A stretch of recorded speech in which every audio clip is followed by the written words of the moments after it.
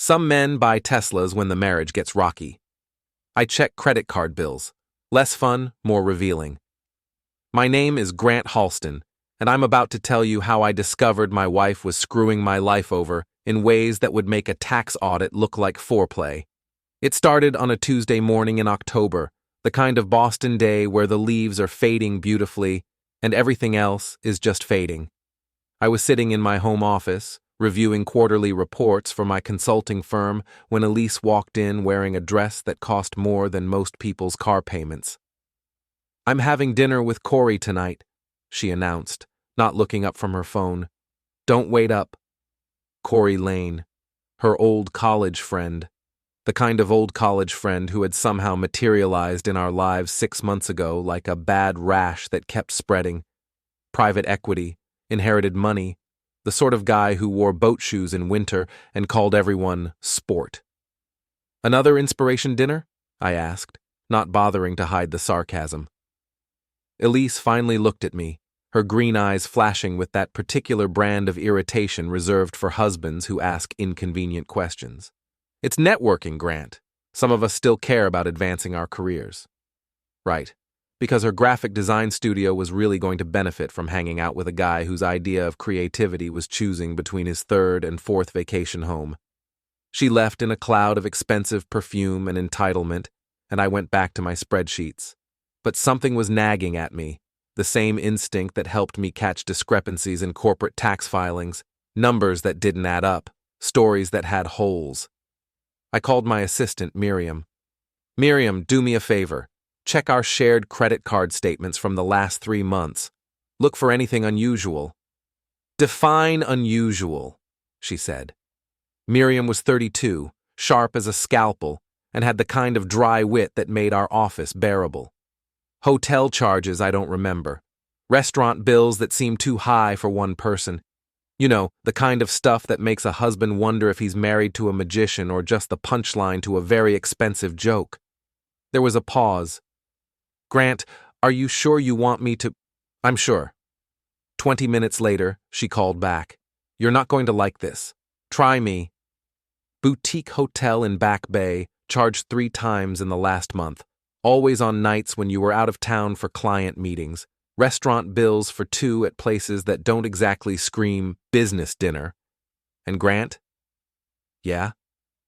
"The charges always happen on the same days Elise texts you about her inspiration dinners."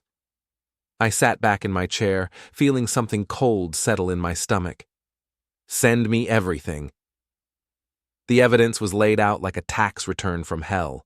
Hotel charges, restaurant bills, even a florist payment for romantic arrangements. My wife wasn't just having dinner with Cory Lane, she was having everything else too.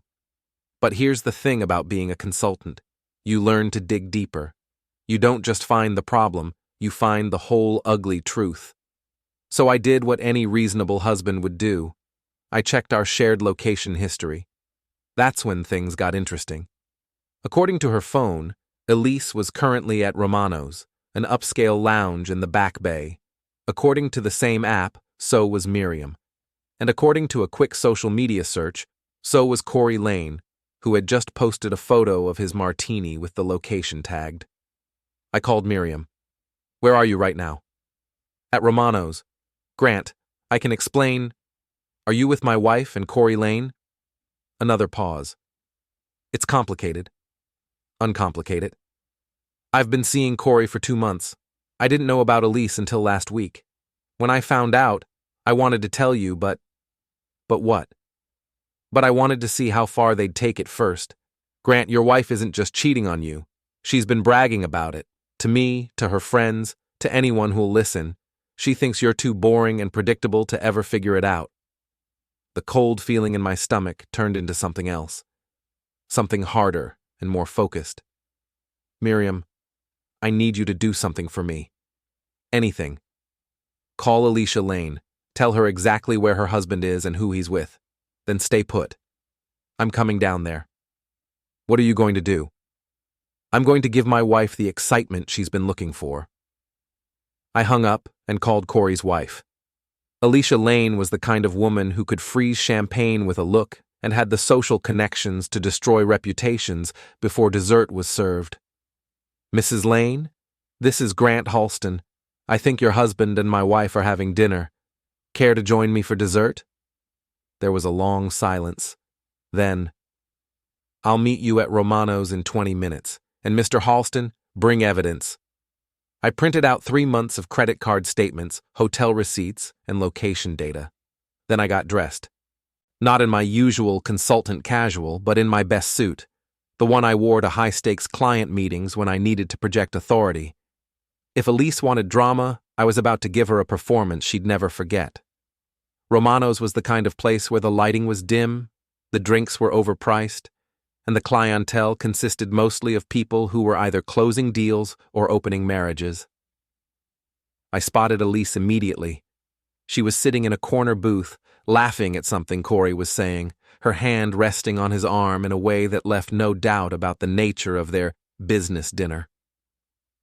Miriam was at the bar, nursing a wine and looking uncomfortable. When she saw me, she nodded toward a woman sitting alone at a high-top table near the window. Alicia Lane looked exactly like what she was: old money, sharp edges, and zero tolerance for bullshit. She was wearing a black dress that probably cost more than my car and an expression that could have curdled milk. I walked over. "Mrs. Lane." "Mr. Halston." She gestured to the chair across from her. "Please sit. I believe we have some business to discuss." I sat down and placed my folder on the table. 3 months of evidence: hotel receipts, restaurant charges, location data. Your husband and my wife have been very thorough in documenting their affair. Alicia opened the folder and began reading. Her expression never changed, but I could see her jaw tighten with each page. "How long have you known?" "Suspected for weeks. Confirmed today." "You?" "I've known about his affairs for years, but this one is different. This one is public. My friends have been whispering about it at charity events. My husband is making me look like a fool, and that's something I don't tolerate." She closed the folder and looked across the room at Cory and Elise. "What do you propose we do about it?" "I propose we go over there and have a conversation." "What kind of conversation?" I smiled. It wasn't a nice smile. The kind that ends with them understanding exactly who they've been underestimating. We stood up and walked across the room. Elise saw me first, and the color drained from her face so fast I thought she might faint. Cory looked up, saw his wife, and actually choked on his drink.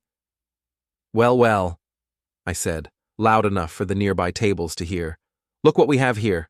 A business dinner that looks suspiciously like a date." Elise tried to recover. "Grant, what are you doing here? And why is Alicia—" "Cut the shit, Elise." I pulled out my phone and started reading. October 3rd, boutique hotel, room service for 2. October 10th, romantic dinner at Chez Laurent, flowers delivered to room 412. October 15th, stop. Elise's voice was barely a whisper. October 22nd, couples massage at the Mandarin Oriental. Should I continue? Cory finally found his voice. "Now listen here, sport." "Don't." Alicia's voice cut through the air like a blade. "Don't say another word, Cory. You've said enough." She reached into her purse and pulled out an envelope. "Divorce papers. Filed this morning. You'll be served officially tomorrow, but I wanted you to have the courtesy of knowing tonight." She dropped the envelope on the table. "You're cut off from all accounts as of 1 hour ago.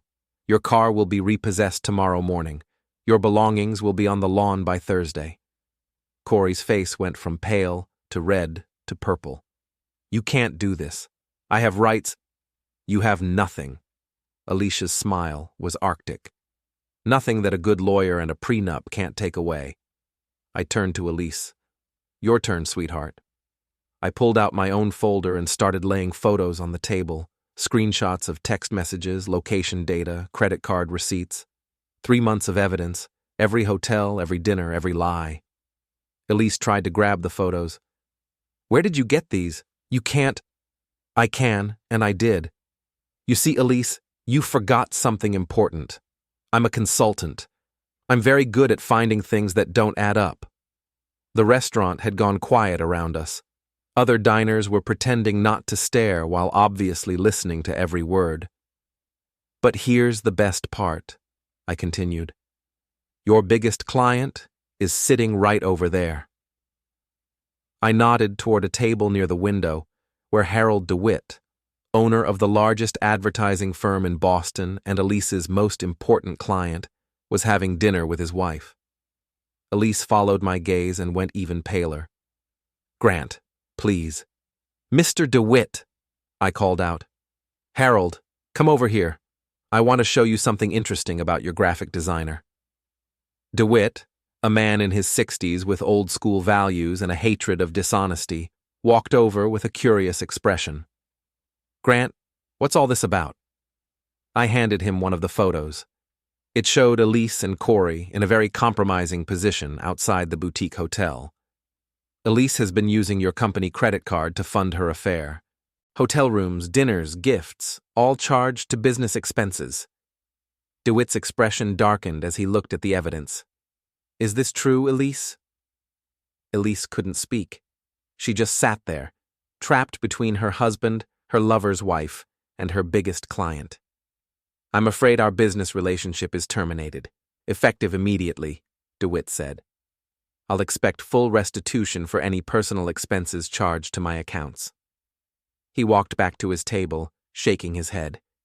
The silence stretched out until Cory finally stood up. This is insane. You people are all insane. Sit down, Alicia said quietly. I will not sit down. I don't have to listen to this. Alicia pulled out her phone and showed him the screen. That's your company's board of directors. I've sent them all a very interesting email about your business practices and personal conduct. I wonder how they'll feel about having a partner who embezzles company funds to pay for hotel rooms. Cory sat down. I looked at Elise. You always said you wanted more excitement in your life, more passion, more drama. Well, congratulations. You're about to have all the drama you can handle. I pulled out my phone and opened our banking app. Joint checking account frozen as of now. Joint savings frozen. Credit cards canceled. You want to leave with your boyfriend? You can walk home together. Elise finally found her voice. You can't do this to me. Watch me. I stood up and looked down at both of them. You know what the funny thing is? You both thought I was too boring, too predictable to ever figure this out. You got careless because you thought I was stupid. I leaned closer. But here's what you forgot. Boring, predictable people are very good at planning. We're very good at thinking things through. And we're very, very good at revenge. Alicia stood up beside me. Enjoy your evening, both of you. It's going to be your last good one for a very long time. We walked out together, leaving Elise and Cory sitting in stunned silence at a table covered with evidence of their affair, surrounded by staring diners and with no way to pay for their drinks. Outside, Alicia turned to me. That was satisfying. That was just the beginning. What do you mean? I smiled. I mean, they think this is over. They think the worst that can happen is divorce and embarrassment. They have no idea what's coming next. What's coming next? Total war. Over the next week, I put my plan into motion. Years of corporate consulting had taught me that the best revenge isn't hot. It's methodical, thorough, and completely devastating. First, I leaked the photos to a local gossip blog that specialized in exposing cheating spouses. Within 24 hours, Elise and Cory were internet famous for all the wrong reasons. Then I contacted every client Elise had ever worked with and provided them with evidence of her business expense fraud. 3 more canceled their contracts immediately. But the real masterstroke came when I discovered that Cory had been using his company car for his romantic rendezvous. I reported it to his firm's ethics committee along with GPS tracking data that showed exactly where he'd been taking their vehicle. Miriam, meanwhile, had decided to go scorched earth on both of them. She provided me with months of text messages, emails, and voice recordings that painted a picture of 2 people who weren't just cheating. They were actively mocking their spouses and planning to take them for everything they could get in the divorce. Listen to this one, Miriam said, playing a voice message Cory had left her. He's talking about how he's going to take Alicia for half of everything and how you're too stupid to ever figure out what's happening. I recorded everything, every insult, every plan, every cruel joke they'd made at our expense. By Friday, Elise was desperate. She'd lost 3 major clients, her business was hemorrhaging money, and the gossip blog story had been picked up by 2 local news stations. She called me 17 times before I finally answered. Grant, please, we need to talk. We're talking now. In person. Please. I can explain everything. Explain what? How you spent 3 months screwing around with Cory while telling everyone what a boring loser your husband was? Silence. I have recordings, Elise. Hours of them. You and Cory planning how you were going to divorce us and take us for everything. You talking about how stupid and predictable I am. You laughing about how easy it was to fool me. Those recordings are illegal. No, they're not. Massachusetts is a one-party consent state. Miriam was part of every conversation. She consented to recording them. More silence. Here's what's going to happen, I continued. You're going to move out of the house by Sunday. You're going to take your clothes and your personal items and nothing else. You're going to sign whatever divorce papers my lawyer puts in front of you. And you're going to do it all quietly, without any drama or legal challenges. And if I don't, then every recording, every photo, and every piece of evidence gets sent to every client you've ever had, every friend you've ever made, and every family member whose opinion you care about. Your choice. She hung up. Saturday night, she tried to break into the house. I was waiting. I'd installed security cameras the day after our confrontation at Romano's, so I watched her fumble with her key in the front door lock.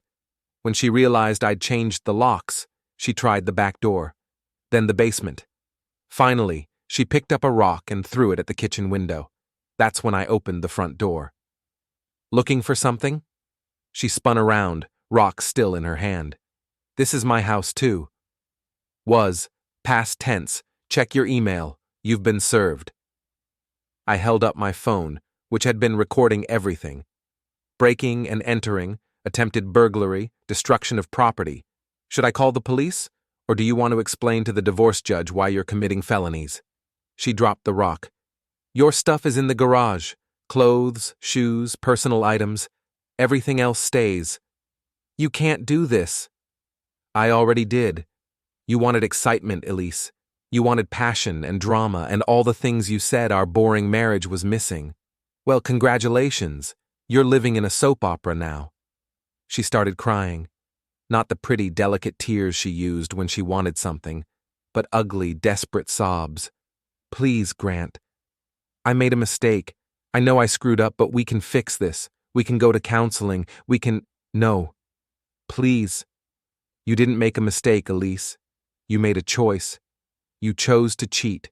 You chose to lie. You chose to mock me to your friends and your lover. You chose to plan my financial destruction. Those weren't mistakes. They were decisions. I stepped closer. And now I'm making decisions too. I handed her the garage door opener.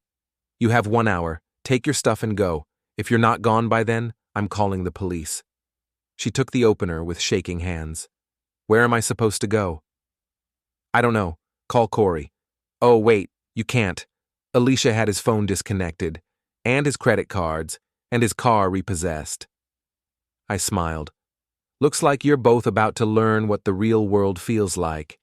She left with 3 suitcases and a broken spirit.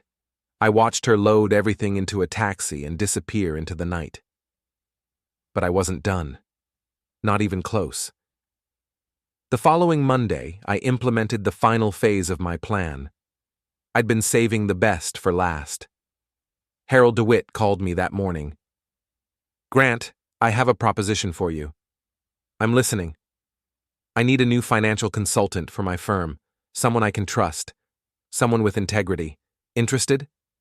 Very. Good. I'm also planning to sue Elise for the money she embezzled.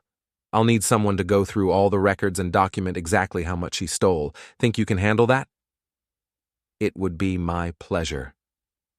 That afternoon, I got a call from Alicia. Cory's been fired. The board voted unanimously. Apparently, using company resources for personal affairs is frowned upon in the business world.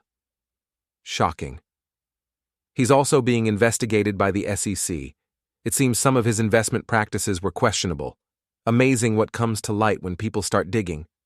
Amazing indeed. There's more. I've been talking to some friends in the social scene. Elise is having trouble finding work. Apparently, word has gotten around about her business practices. That's unfortunate. Isn't it? Oh, and Grant? Yes? Thank you for showing me who my husband really was, and for helping me get rid of him properly. Thank you for being a worthy partner in crime.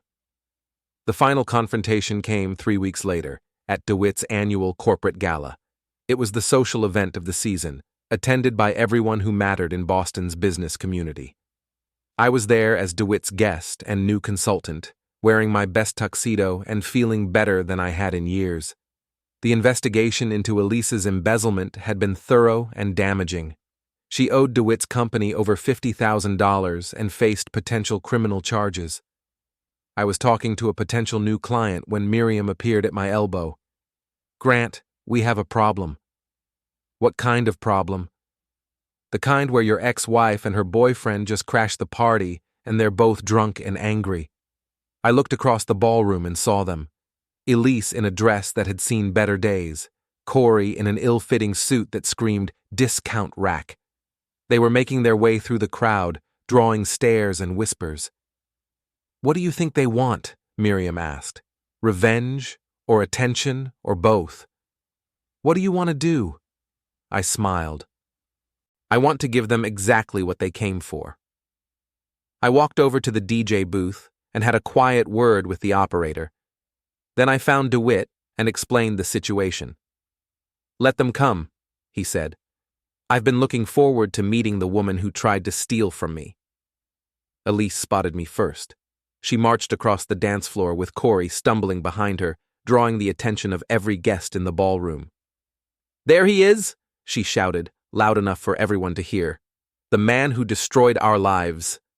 The music stopped. Conversations faded.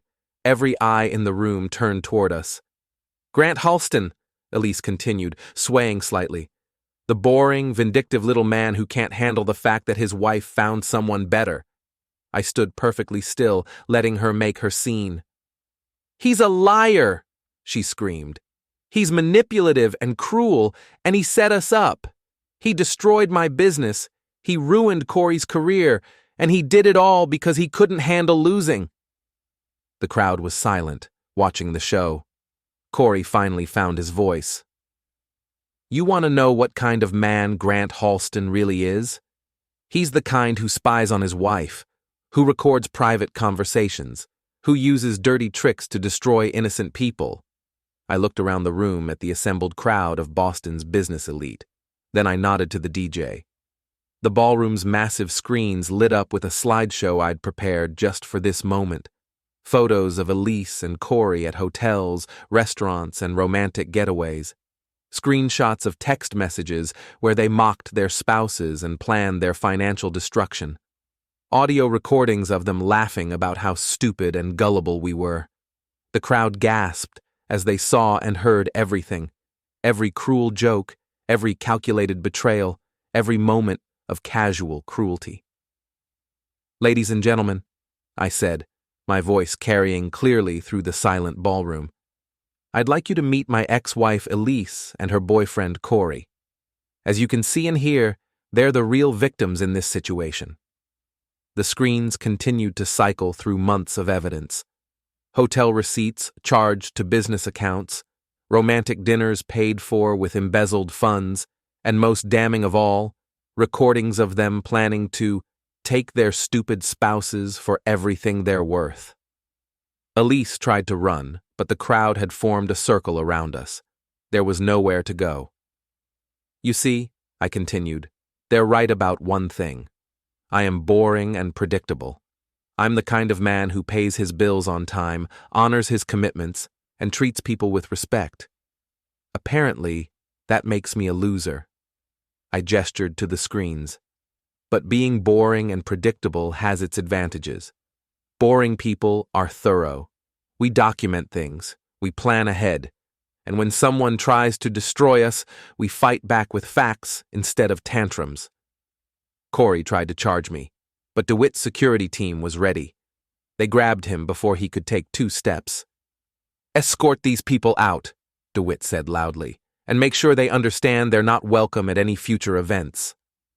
As security dragged them toward the exit, I called out one last time. "Elise, you always said you wanted more excitement in your life. You wanted passion and drama and adventure.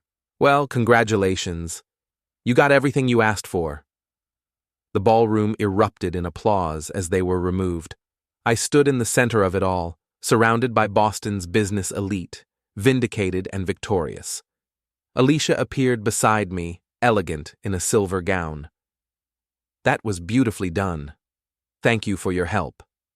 Thank you for showing me that revenge is indeed a dish best served cold." DeWitt raised his glass. "To Grant Halston, a man who proves that nice guys don't always finish last. Sometimes they finish first, and their enemies finish in the gutter where they belong." The crowd raised their glasses and toasted. I looked around the ballroom at the faces of people who now knew exactly what Elise and Cory were, and exactly what I was capable of when pushed too far. 6 months later, I was running my own consulting firm with Harold DeWitt as my primary investor. Elise was working at a copy shop in Worcester, having been blacklisted from every major design firm in New England. Cory was selling insurance in Florida, the only job he could find after his SEC investigation. Miriam became my business partner and eventually much more. Turns out, loyalty and intelligence are incredibly attractive qualities in a woman. Alicia and I remained friends, bonded by our shared experience of methodical revenge. She remarried a year later to a federal judge who appreciated her razor-sharp intelligence and complete intolerance for dishonesty. As for me, I learned that being boring and predictable isn't a weakness. It's a superpower. When exciting, passionate people make the mistake of underestimating you, you can destroy them so completely and so thoroughly that they never recover. Elise wanted excitement. She got it. She just didn't get to keep it.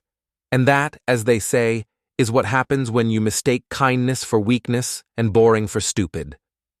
Some of us boring people are very